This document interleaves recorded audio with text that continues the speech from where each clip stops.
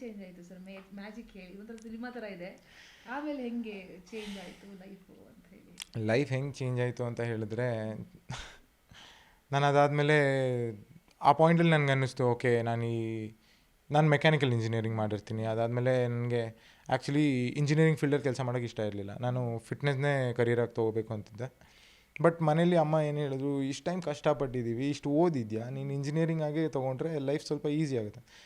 But ಈಗ ಹೋದರೆ ಈಗ ಹೊರಗಡೆ ಸೊಸೈಟಿಗೆ ಮಗ ಜಿಮ್ ಟ್ರೈನರ್ ಅಂತ ಹೆಂಗೆ ಹೇಳೋದು, ಅದೆಲ್ಲ ಹೇಳ್ತೀವಿ. ಬಟ್ ನಂಗೆ ಗೊತ್ತಿತ್ತು ಹೊರಗಡೆ ಸ್ಕೋಪ್ ಹೇಗಿದೆ ಆ್ಯಸ್ ಎ ಟ್ರೈನರ್ ಅಂತ ನನಗೆ ಚೆನ್ನಾಗಿ ಗೊತ್ತಿತ್ತು. ಬಟ್ ಮನೆಯವ್ರಿಗೆ ಕನ್ವೆ ಮಾಡೋದು ಸ್ವಲ್ಪ ಕಷ್ಟ ಆಗ್ತಿತ್ತು. ಬಟ್ ಇವೆಂಚುಲಿ 1 ವರ್ಷ ವೇಸ್ಟ್ ಮಾಡಿದೆ ಹಂಗೆ ಕೂತ್ಕೊಂಡು. ಅದಾದಮೇಲೆ ಅಬ್ರಾಡ್ಗೆ ಹೋಗಬೇಕು ಅನ್ನೋದು ನನ್ನ ತಲೆಗೆ ಬಂತು. ಬಿಕಾಸ್ ಅಲ್ಲಿ ಹೋಗಿ ಸ್ವಲ್ಪ ಟೈಮ್ ಇದ್ದರೂ ಸ್ವಲ್ಪ ಅರ್ನ್ ಮಾಡ್ಕೊಂಬಂದರೆ ಸ್ವಲ್ಪ ಹೆಲ್ಪ್ ಆಗತ್ತೆ ಇಲ್ಲಿ ಅಂತ ಆ ಮೈಂಡ್ಸೆಟ್ಟಲ್ಲಿ ಇದ್ದೆ. ಆವಾಗ ಲೈಕ್ ಏನೋ ಪ್ರಾಪರ್ಟಿ ಇದ್ದರೆ ಮಾತ್ರ ಬ್ಯಾಂಕ್ಸ್ ಎಲ್ಲ ಲೋನ್ ಕೊಡ್ತಿತ್ತು.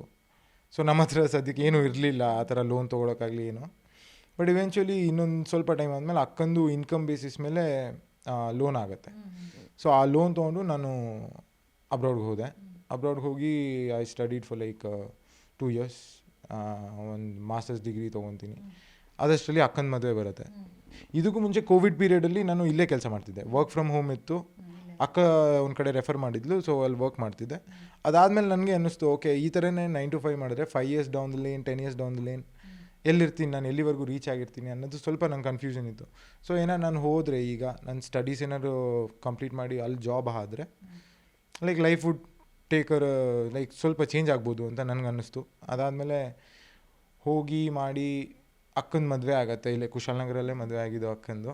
ಓಕೆ, ಅಲ್ಲಿ ಮದುವೆ ಆದಮೇಲೆ ನಾನು ವಾಪಸ್ ಕ್ಯಾನಡಾಗೆ ಹೋದಾದಮೇಲೆ ಐ ಫೆಲ್ಟ್ ಲೈಕ್ ಅಮ್ಮ ಒಬ್ಬರೇ ಆಗೋದು ಅಂತ. ಅದೊಂದು ಕೊರಗು ನನಗೆ 3 ಹೊತ್ತು ಕಾಡ್ತಿತ್ತು. ಮತ್ತು ಫ್ರೆಂಡ್ಸ್ ಎಲ್ಲ ಫೋನ್ ಮಾಡಿದಾಗ ನಿಮ್ಮ ಮನೆಗೆ ಹೋಗಿದ್ವಿ, ಅಮ್ಮನ ಮಾತಾಡ್ಸಿದ್ವಿ ಅಂದಾಗ ಯಾಕೋ ಸಪ್ಪಗಿದ್ರು ಕಣೋ ಅಂತ ಹೇಳಿದ್ರೆ ನಂಗೆ ಅಷ್ಟೇ ಸಾಕು, ನಾನು ಬ್ಲ್ಯಾಂಕ್ ಆಗಿ ಹೋಗ್ತಿದ್ದೆ. ಏನೇ ಮಾಡಬೇಕು ಅಂತ ಅಂದರೂ ನಂಗೆ ಅಲ್ಲಿ ಮನಸ್ಸಾಗ್ತಿರ್ಲಿಲ್ಲ ಮಾಡೋಕ್ಕೆ. ಸೊ ಅದಂಗೆ ಆಗಿ ಅಲ್ಲಿ ನಾನು ಸ್ಟಡೀಸ್ ಮಾಡಿದೆ. ಸ್ಟಡೀಸ್ ಜೊತೆನೇ ಪಾರ್ಟ್ ಟೈಮ್ ನಾನು ಶೆಫಾಗಿ ವರ್ಕ್ ಮಾಡ್ತಿದ್ದೆ. ಸೊ ಅಲ್ಲಿ ಶೆಫಾಗೂ ವರ್ಕ್ ಮಾಡಿದೆ, ಸ್ಟಡೀಸು ಮಾಡಿಕೊಂಡೆ. ಆನ್ಲೈನಲ್ಲಿ ಫಿಟ್ನೆಸ್ ಟ್ರೈನಿಂಗು ಬಿಟ್ಟಿರಲಿಲ್ಲ, ಅದೂ ಮಾಡ್ತಾಯಿದ್ದೆ ಸೈಮಲ್ಟೇನಿಯಸ್ ಆಗಿ. ನನ್ನ ಫಿಟ್ನೆಸ್ಸು ನೋಡ್ಕೋತಿದ್ದೆ. ಬೆಳಿಗ್ಗೆ ಬೇಗ 4 ಗಂಟೆಗೆ ಎದ್ದು ಅದು ಶುರು ಮಾಡಿ ಎಲ್ಲ ಮಾಡ್ಕೋತಿದ್ದೆ.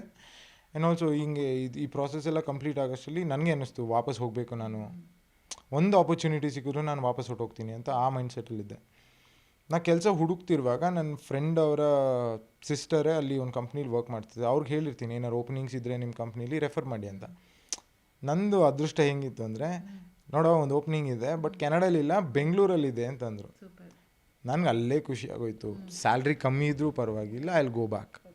ನಾನು ಅಲ್ಲೇ ಹೋಗ್ಬಿಟ್ಟು ಏನಾದ್ರು ಮಾಡ್ತೀನಿ ಅಂದ್ಬಿಟ್ಟು ನಾನು ಆ ಡಿಸಿಷನ್ ತೊಗೊಂಡು ಮಾರ್ಚಲ್ಲ ಏಪ್ರಿಲಲ್ಲಿ ಹೋಗಿರ್ತೀನಿ.